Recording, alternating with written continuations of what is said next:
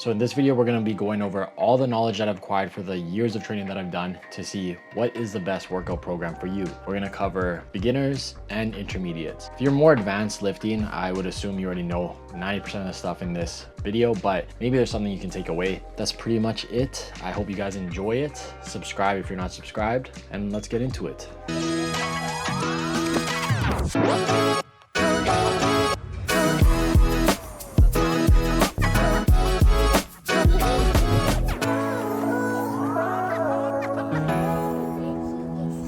So let's start off with beginners. First time in the gym, or even if you've trained for a couple years and then you've taken like 6 to 2 years off, this is how you should ease your way back into the gym or begin the gym. So every time you go to the gym, it's for a purpose. You either get motivated by someone or you get inspired to, change your life. That's why the gym is so popular on January 1st. Everybody has a new year, new me, right? So, which is not a bad thing.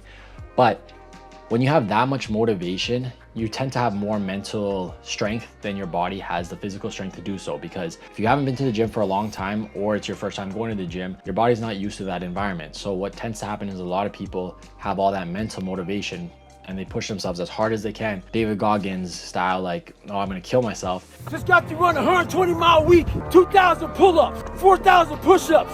And then they end up damaging the tissue way more than they need to be doing. Now, what that leads to is your muscles are going to be way more sore. If you're doing legs, you're not going to be able to walk. You're going to feel like shit. You're going to feel like, why do I even want to do this? This is not for me, because it's going to just be pain constantly for the first couple of weeks, especially if you're doing that approach. So my first recommendation is to just don't focus so much on pushing yourself as hard as possible. Right now, you're in the beginning stages of building your consistency. And this is the stage where you should be focusing on your form. So even if you know how to do proper workouts and you've been away from the gym for a while, you still need to ease your way back in, remember how to do things, and make sure you're actually doing it properly. I've seen it countless times where older people don't want to let younger people show them up. They don't want to see a teenager who's been going to the gym for 4 years and it's their first time in their 30 lifting heavier than them. So they'll tend to either match or go above and beyond to show how strong they are at 30, but do poor technique and possibly injure themselves. So first thing I would say is just leave your ego at the door. So many people say that, but I really mean it. Just try to not focus so much on how much weight you're lifting and what you're pushing, but more so focus on your technique and trying to build a really solid foundation. Now, how do you do that? Is honestly just watching more videos online. You can watch several creators who show really good technique and will teach you proper form. The only thing I would suggest is not just watching one creator that you like, watching like a multitude of creators. When we were in school, we learned that you want to get your source of information from multiple different sources, because if you just take one source, it could not always be true, right? The more sources of information you have available to you, the more you can consume, then the truth is more likely to come out of all the sources. And especially in the fitness industry, where profitability is really high off lies and manipulation, there's countless people bullshitting you and telling you certain things. And it's not just been on social media, it's literally been before that with commercials, those 5-minute ab workouts, all of that stuff. It's to make you feel like you could do something easier than it is. So just watch a wide variety of creators, get as much information from as many different people as you can, and then find the truth in that. Now I'm gonna get into workout splits, starting off with full body workouts. This type of working out is great for beginners, and especially if you're coming back, because what it allows you to do is hit your full body every single time you go to work out. And because of that, you have way more flexibility. So if you can only make it to the gym 2, 3, 4 times a week, then you're always able to hit that full body and not have to leave one body part out. Versus if you're on a structured program like push leg pull, and you miss like 5 days of the week because you had to leave or do something or you got sick, now you're missing a leg day or whatever. There are downsides to this split. Obviously, you're not going to be targeting one muscle group individually really well. You're kind of just targeting everything at once. But again, if you're a beginner, you're new to the gym, or you're coming back, it's good to just ease your body into that anyways. You're basically treating this phase as a prep phase, and I would honestly do this for 3 months, maybe even longer, depending on how long you want to do it for. You don't need to push heavy weight. You don't need to look amazing within 3 months. The whole point is to ease your body into this so that you can actually enjoy working out, so that you can build a habit and consistency. If you already have a hard time going to the gym and then you go do something brutally hard and it's mentally taxing, and then you have to work, deal with kids, deal with school, deal with all these things on top of that, it's just gonna make the gym a lot harder. So at the beginning stages, you should make the gym as fun and easy as possible so that you can build up that habit and consistency and actually enjoy doing it, because this shouldn't just be a time frame thing. This should be a lifelong thing where you go to the gym, maybe take a couple months off, come back, but you always are staying active, fit, and healthy. Now, how do you choose your workouts for a full body split? For me personally, I would say look at your body, look at all the different body parts that you have, and then do workouts that you enjoy doing. Don't worry about doing the best workout. Don't worry about doing an optimal amount of reps, an optimal amount of weight, going to failure. Don't worry about any of that. Just worry about really focusing on what you enjoy doing. Make it fun, make it light, make it easy. You shouldn't really get super sore the next day, especially after this one. Like, because it's a new stimulus, you may get still a little sore even if you're not going hard. But this is an example. So you wouldn't go into a basketball game without learning how to dribble, because if you go into there just straight into the game, you don't even know how to dribble, you're just gonna be lost and not be able to do anything productive. Same thing with the gym. If you go straight into the deep end right off the jump, you're just gonna damage the muscle tissue, you're gonna possibly injure yourself, and you're not really prepping your body. If you ease into things, you go really light, you don't worry about how many reps you're doing, you're not pushing yourself too hard, you're just enjoying the process, then you're kind of prepping your body and adapting it and acclimating it to that environment. And the great thing about this is everybody's different. So it may take you only a month to feel it, it may take you a couple weeks, it may take you 3 months. Whatever it takes you to get into the gym and start enjoying it, do it at your own pace. Because at the end of the day, you can always transition into a harder workout program and start pushing yourself more and more and more slowly throughout your time in the gym. So that's pretty much it for everything I would say for beginners, or if you're coming back. Now we're gonna go into the more intermediate and advanced level stuff. So if you're an intermediate or advanced level lifter, at this point, I would assume you're probably going to the gym 4 to 6 times a week now. And I assume at this point you have pretty decent technique. Now, a lot of intermediate and advanced lifters don't have great technique because they don't really care about that. The earlier you start building your technique, the better long-term you'll be. Because if you build a really strong foundation technique while you're going light, once you go into those heavier reps, it will prevent injury by a lot, just because you're able to do it and you're slowly progressing through it, versus if you jump in, do heavy weight with horrible technique, there's so many ways you could get injured. So at this point, your newbie gains is probably plateauing, and you need to start looking into optimizing your training so that you can actually continue to gain consistently and make sure you're doing it properly. So I'm gonna go into 3 of the most popular workout splits. I already talked about full body, that's another one. And there's several other workout splits. These aren't the only 3 that you can do. You can always customize within these workout splits as well. It doesn't have to be super structured like this, but this is just the basic principles of everything. Full body, which we covered. There's push-pull legs, there's the bro split, and then there's intuitive training. Basically, the main factor that's gonna determine which split you do is obviously 1, your commitment, and 2, your scheduling. So the amount of time you can go to the gym will determine which split you can do, because some splits you actually need to go to the gym 5 days a week, 6 days a week. So you have to have the open availability. To start off, we're gonna talk about the bro split. And this assumes you can go to the gym 5 days a week. First, you do a chest day, back day, leg day, then you go into an arm day and a shoulder day. I would say if you're coming off a full body, this is a good transition period if you're still not fully committed to the gym, but you want to start going way more. Also, if you really like training your body parts individually at one time. So if you really like training your chest one day and you only want to focus on your chest and you want to push it a little bit harder than usual, and your back, you can focus all on your back. You don't have to worry about any other body part. Same thing with legs, arms, all that. The other positive is you have plenty of time to recover between each session. So if you do a chest day on Monday, you have 7 days till you hit chest again. But that can also be a downside too, because there's only so much damage and energy that you can expend in one workout session. So if you do chest, you push it as hard as you can on Monday, you could still potentially recover by Wednesday, Thursday, Friday, but you're not training it till the next Monday. So all that time you could have trained it again, you're not really training it for those couple days. So you are potentially missing out probably on small amount of gains. It's not a big deal depending on your level, but there is potential to be missing a lot of extra gains that you could be having. And that's one of the downsides of the bro split, is you don't have enough volume. There is a principle called minimum effective volume, and basically what it sounds like, it's the minimum amount of volume you need to effectively grow the muscle. And different muscle groups have different minimum effective volumes that they need to grow at. For example, on me, I can hit my chest 8 to 10 sets a week and it will grow at a decent to optimal rate. My calves, however, I need to hit my calves like probably 12 to 15 sets per week. And trying to fit 12 to 15 sets of calves into one workout session is really hard to do. Like I said, you only have so much energy to expend. You start to fatigue, and now you're not pushing those 10 through 15 sets as hard, versus if you split those 10 to 15 sets up in 2 different training blocks, then you could have 7 on one day, 7 one day. You can have an equal amount of energy to expend on both of them and train them way harder, therefore growing them a lot more. It's really good to spread your workload throughout the week, and when you're doing a bro split, you can't really do that. You're doing it all in one day. Still not a horrible workout plan, and I wouldn't say it's bad. It just depends on what you want to do and what your goals are. Now, intuitive training. I've only heard about this through high level athletes or bodybuilders, and basically they go on intuition.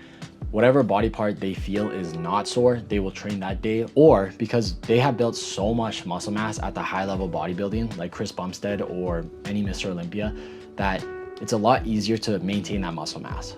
So you don't need to do as much volume to maintain a muscle versus to grow it. So they don't need to be training their muscles as frequently as someone who's just growing it. That's why sometimes you see bodybuilders who are at a high level and they don't even do as much volume that you need to do to grow. You're like, he's only doing like 5 sets per week.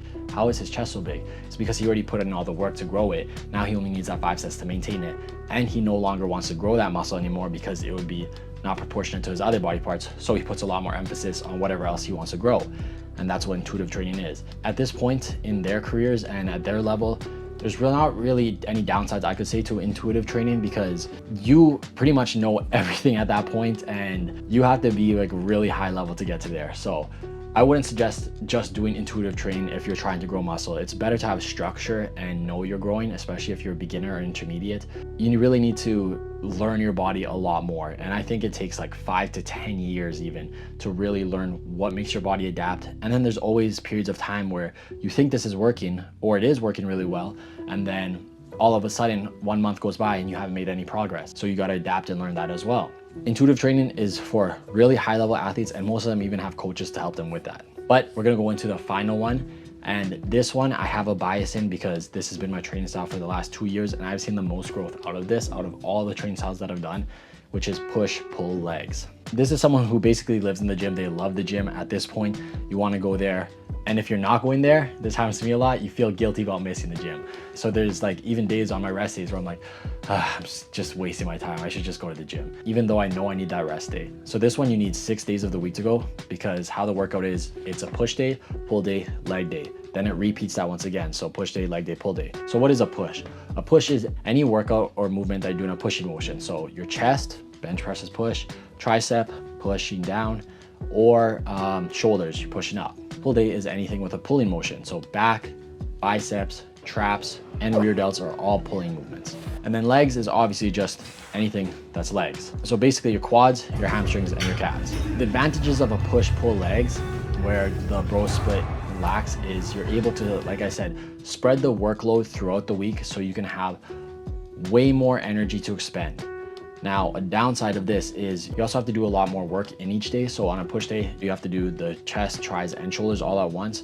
But again, because you can only do so much workload on each particular body part, I find it doesn't really affect it too bad. But once you get to the point of pushing yourself close to failure on your workouts, by the time you get to your third one, you kind of lose a lot of energy. So how I structure my push-pull legs is whichever muscle group I want to grow, I start with, and then as I progress, I get more tired throughout the workout. So I end with whichever one I'm either trying to maintain, or I don't really care about growing it at that point. So if you want to grow your triceps for push days, you start with your triceps, and it will affect your chest, because anytime you go to do like a bench press or dumbbell press, your triceps come into play. So if they're already pre-fatigued from tricep workouts, you're gonna not be able to push as much load on your chest as you would if you started with your chest. But if your main goal is to grow your triceps over your chest, then you can start with it. The other thing is, if you want to grow your chest, you can start with that. Your shoulders, you can start with shoulder workouts. You can always change however you want to start. And that's exactly how it's suggested. So one thing I've also been doing for this is you do 2 leg days per week. And how I've been structuring my legs is doing a quad focus day and a hamstring focus day on each leg day of the week. So what does that mean? On my quad focus days, it means I start with quad movements and I do more of them. So on my quad focus days, I'm usually doing 2 quad workouts and 1 hamstring workout. However, my hamstring is usually my last workout of that whole thing. I won't have enough energy to really push my hamstrings. Therefore, I have a hamstring focus day where now I can push my hamstrings, start with them, do 2 hamstring workouts versus one quad workout, and I can push them with the maximum amount of energy to grow them just as effectively as my quads. Even though it's called the quad focus day, I still do hamstrings on that day. I don't want to just not do hamstrings because again, it's going into like a bro kind of split where I'm only doing hamstrings once a week versus I could probably do it twice a week. The same thing with quads. I could hit my quads really hard, kill them, and then by the time I get to my next leg day, I still have enough energy to hit them for one more workout at the end of the whole thing with the amount of energy I have left. But yeah, that is basically the splits. You can choose which one you want to do, and then there's plenty out there. It doesn't matter. I just prefer the push-pull legs. I think it's a really good structure for it. But my whole point of this video isn't to say which workout split is the best. It's just to give you guys some ideas of what's out there and which ones would work best for you. Because honestly, there's no such thing as a bad split. It just depends on what's your goal and what do you want out of it. And they all have advantages and disadvantages at the end of the day. How do you choose how much sets, reps, weight, and the workout placement? This is all depending on your goal. For me, I'm talking about hypertrophy training, which is basically building your aesthetics and trying to build your muscles as optimally as possible. If you want to go into strength training, this has nothing to do with that. One of the most optimal rep ranges that is recommended is anywhere from 8 to 30 reps. So you could do any workout at 8 to 30 reps. It doesn't matter. They will grow at the exact same rate as long as one thing comes into play. You're pushing it close to failure. Now, what does close to failure actually mean? Failure is the point where you literally cannot do a single more rep with good technique, no matter how hard you try. So a lot of us, and I tend to do this too, where it starts to hurt, it starts to burn, but you could probably do 4 or 5 more reps. So if you really push yourself, you literally physically can't. A gun to your head, they'll say they'll kill you if you can't do one more set. You can't do one more set, you're dead. That's how bad failure is. And the best way to grow your muscle optimally, and I found, is getting as close to that failure point as possible on all your workouts. Now, going to failure occasionally is a really good idea because it's teaching you what failure actually feels like. So you know, okay, I'm actually at failure, or I know how failure actually feels, so I know when I'm close to it. So I would suggest going to failure like a couple times a week, every few weeks. Try to go to failure on a few workouts, see what it feels like on different body parts, so you actually are mentally knowing you're there. So you're not just stopping 10 reps short of failure. Now, it's probably not best to go to failure every single workout, every single set, every single time, because your body can only take so much damage. You're building up a lot of systemic fatigue. So it's a better idea to go 1 to 3 reps away from failure. And again, how you know how far you are away from failure is going to failure. So once you feel that, you can go, okay, I'm gonna go 3 reps before I fail, or 2 reps before I fail. I'm gonna stop my set there.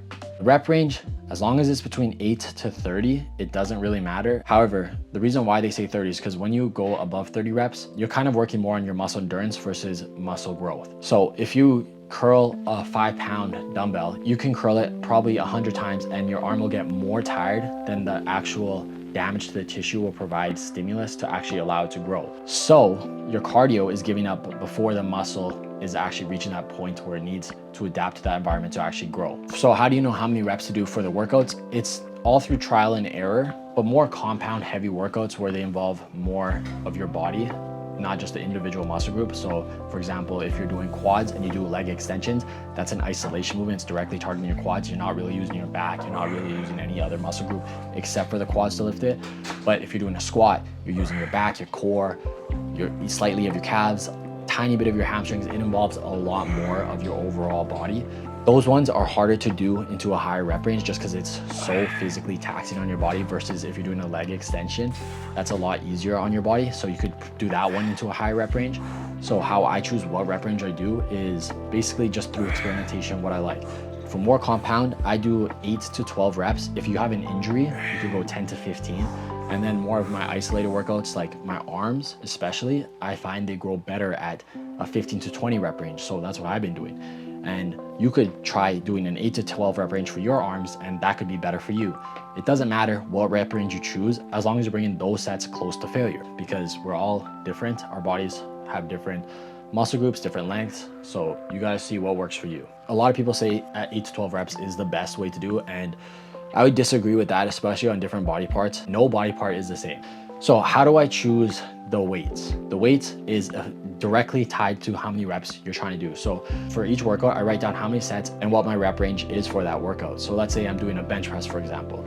I want to do 3 sets on the bench press, a flat bench, and I want to do an 8 to 12 rep range. And let's say I've never done the bench press. I've done other workouts. I've been in the gym for a while, but I just never done the bench press, or I haven't done it in like a year. So what I'll do is I'll start off with a light weight, let's say 25 pounds on each side. So how I train, and this is just a personal thing, you can take this with you or you can disagree with this, because my whole concept is bringing my workouts as close to failure as possible. Let's say I do the 25 pounds, I find it's way too light, and I end up doing 30 reps, and I'm bringing it 1 to 3 reps away from failure at 30 reps. That's how far I'll go. I won't stop at 12 reps. I'll just keep doing the set until I reach 30 or however many reps it gets me close to failure, whether that's 25 reps and I'm like, okay, I have nothing left in me, I'm at failure. I could do 25 reps for 25 pounds on each side. I'll do that and call that as set 1 and write that down in my notebook. Now I know for set 2, that was way too light. That's way out of my rep range. So now I can slap on weight and I'll go 45 pounds on each side. Now let's say I get 45 pounds on each side for 15 reps. And I'm like, okay, so that's still too light, because my goal is to be in that 8 to 12 rep range. But again, I'm not gonna stop at that 8 to 12 rep range. I'm trying to bring it as close to failure as possible. So I'll push past 12 reps, go to 15. That's 1 to 3 reps away from failure. I'll write that down in my notebook. Okay, it's still too light. So I'll add however much weight I wanna add. Let's say I add 70 pounds on each side and I get that for 10 reps. Now I'm in my 8 to 12 rep range. I got that for 10 reps. I know that's what I can do. So this first workout on this is going to look crazy, because I did 25 reps for 25 pounds, 15 reps for 45 pounds, and then 10 reps for 70 pounds on each side. But next week, now I know when I come back to the bench press that those first 2 sets are negligible. I'm not gonna do them on this one. I'm gonna start with that 70 pounds and do that for, try to get 11 or 12 reps. And let's say I get 70 pounds for 12 reps. Then I can up the weight again. Now I'm not gonna up it by so much, because I still want to stay in my 8 to 12 rep range, so I'll up it by 5 or 10 pounds. Again, always 1 to 3 reps in failure. How many sets should you do per muscle group per workout? And I'm not 100% on this one. It's been so long since I've looked into it. The optimal amount is anywhere from like 6 to 12 sets per week will show muscle growth. I mean, it could be even lower than that. It could be like 4 to 12 sets per week. But basically, let's say it's 6 to 12 sets per week. I would suggest starting off at that lower range, 6 to 8 sets per week. So let's say you're doing my split, push pull legs, you're doing 2 chests per week, so that gives you 8 sets, and you want to do 2 different workouts on each, so that's 2 sets per workout. So you do 2 on the incline, that's 2 sets, 2 on a flat bench press, that's 4 sets for 1 workout. Then your next workout, you do 2 sets on the cable fly and 2 sets on a dumbbell fly. That's 4 sets. That's 8 total sets for the week. What I would suggest is starting with that. People tend to go crazy on volume and do like, I don't know, 15 to 20. And I used to be that way. And I would be like, oh, and the more sets equals better gains. But if you're bringing your workouts always close to failure and bringing that level of intensity, you actually can't do that much more sets. And that's how you actually know you're doing the workouts properly, is because you're bringing that level of intensity to the point where you know you can't even do any more volume than that. Now, that is very, again, based on the individual. So that's just how to start off, but how do you customize it for you, and how do I customize how many sets I do for me? So for me, the later I get into a workout program, the more strength I build up, the more endurance, the more I can handle it, the more sets I'll add in. So how do I know when I can add in a set? Because I do push pull legs, and this will depend on your split, I do push every 48 hours. So I do push, then I rest for 24 hours. That's my pull day. Then I rest for another 24 hours. That's my leg day. So that's 48 hours of resting all my pushing movements, because they're no longer engaged in my pull movements and they're no longer engaged in my leg days. So 48 hours rest on that body part. How I gauge how much sets to do is, am I recovering just in time for my next push day? So let's say I recover 47 hours later and my chest feels good. I feel great. There's no soreness in me. Then I know I'm at the perfect amount of volume. Let's say I get to my next push day 48 hours later and my chest is super sore. I feel like I can't push. Then I'm doing too much volume. So I'll cut back on how many sets I'm doing. But let's say the opposite happens, where I recover the next day, my chest feels fine, I feel 100%, and I feel like I could do everything again. Then that's where I'll throw in 1 or 2 more sets and just keep adding and adjusting the sets based on that. So I gauge it based on how my body is recovering within that time frame. And if it's recovering well, that's when I'll add in or take away.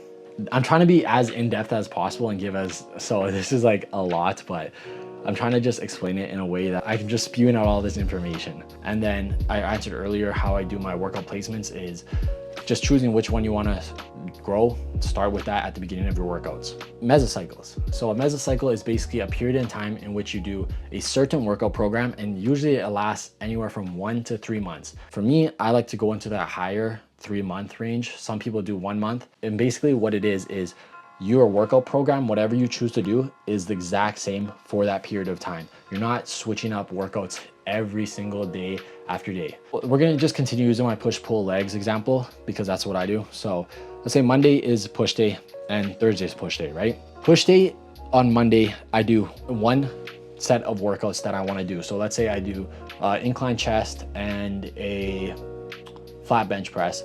And then on push day number 2, which is Thursday, I'll do a cable fly and a dumbbell fly, just for an example. Those are my 2 chests on my push days. Those aren't all my workouts, those are just the chest workouts. Those are 4 different workouts within the week. However, next week, when I do push day 1, I'm still gonna do the incline bench and the flat bench. On push day 2, I'm still gonna do the cable fly and the dumbbell fly. So sometimes the workouts are different within the same week for the same push days, but week after week, they're the exact same structure for that time frame of 2 months. Now, why do we do that? We do that because you can steadily track your progress and you can make sure you're either adding weight, you're doing 1 more rep than the previous week, or you can make the workout harder through technique, form, slowing down your pace, tempo, all of those things. Whatever you choose to do, you're basically making the workout harder week after week and not changing it up every single time. When I first got into the gym when I was like 16, I was surrounded by bodybuilders from old school mentalities, and one of the things I constantly heard was shocking the muscle as a principle, and everybody believed you had to shock the muscle. And the way they did that is they never made their workouts the same. So if you do bench press one day, the next week, you need to do a different workout. You can't just keep doing bench press. If you do bench press for 3 months, you're not gonna grow. But as I've done more studying and looking into it, I've learned that your muscles don't have any nuclei, they don't have any brain, they don't know what type of workout is exerting that force on them. All they know is they feel a force and they need to adapt to that environment. That's why your muscles grow. They adapt to the circumstance that they're in. If you shock the muscle, you might feel a new type of stimulus because you're hitting it from a certain different angle, or it's just a new type of workout that your body is not currently used to. However, you can do a bench press week after week after week for 3 months and still grow. And the reason why you can grow is because if you constantly up the weight or up the reps, you're always creating a new environment for your body to have to adapt and overcome. If you're doing a bench press for 3 months and you only do 45 pounds for all 3 of those months for 10 reps, the exact same, you're not gonna grow. But if you do day 1, your push day, you do a bench press, 45 pounds, 10 reps, by the end of the 3-month cycle, let's say you're benching 70 pounds for 10 reps, you're gonna grow. Your body had to adapt to be able to do that. The muscles had to grow to be able to adapt to that new environment. That's why a mesocycle is important for tracking. You know for sure you're growing through the weights, through the reps, through the technique or form. And another great thing about a mesocycle is once you're done that mesocycle, you can start a new mesocycle. So if you are tired of doing those workouts because you've been doing the same program for 1 to 3 months, and sometimes we get tired of doing the same thing every week after week, it's boring, we want to try something new. When your new mesocycle starts, guess what? You can do a new workout program. It doesn't have to be the same for the whole year, nor should it. It will help reduce your mental fatigue from the gym. It will help you enjoy it again. So mesocycles are just a way of putting your workouts into a program in a certain amount of time. If starting a new one, start a new one. I've really enjoyed them. I would suggest everyone trying it out. If you don't like it, do what you want to do, but they're just a tool that's really helped me. Now we're gonna go into tracking. So if you listen to me talk for this long, I would say you're pretty committed to the gym. You care about the gym, you want to do better, and you probably put a lot of effort into going to the gym, you're being consistent. So why not put 5% more effort into writing down each workout in your notes? I'll throw up my notes beside me, and this is exactly what I've been doing for like the last 2 years now, is literally writing down exactly what my workout program was for the day. I wrote down how many reps, how much weight I did, and I write down sometimes even notes like, oh, had an injury here, or I felt sick here, or I was tired here. So I always know what was going on during that day. Now, why is tracking so important? Especially for me, if you go to the gym alone like I do, you don't have a gym partner, You are your sole motivator. And there's been countless times where I've gone to the gym and I felt like shit. I felt like I didn't want to be there and I felt honestly weak. So I would go on my previous week, copy it and then paste it and then change the date. And that's my workout program for the day. Except I have to either do one more rep or add more weight and do the same amount of reps as the previous week. And I would load it up and I would look at the workout and it would say bench press. You have to bench 90 pounds on each side for 12 reps. I'm like, I can't fucking do that. I don't even know how I did that last week. There's no fucking way. I feel like shit right now. And then I go to do it and sure enough, I either do 95 pounds for 12 or I'll do 90 pounds for 13. And I had a mental barrier in me where I physically thought I couldn't do it. But because I did it the previous week, it held me accountable. So now I knew I could do it, therefore I had to. And it makes every workout, every set, every rep that much fucking harder. Because once you load up the 90 pounds, you're like, right off the first rep, you're like, holy fuck, this is heavy. Versus if you go based on how you feel, like I would have just done 45 pounds and probably done it for 15 reps. Therefore, not causing any muscle growth whatsoever, because the previous week, my body has already adapted to doing 90 pounds for 12 reps.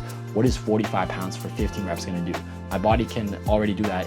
It's gonna just shrink because it's not creating a harsher environment. It's making it easier. So you're constantly pushing your body to a harsher environment to adapt to and grow. The other great thing is sometimes we physically can't see, especially on our bulk, our changes, our muscles growing. So if you can't physically see in the mirror, oh fuck, I don't feel like I'm growing. I feel like I'm not getting bigger.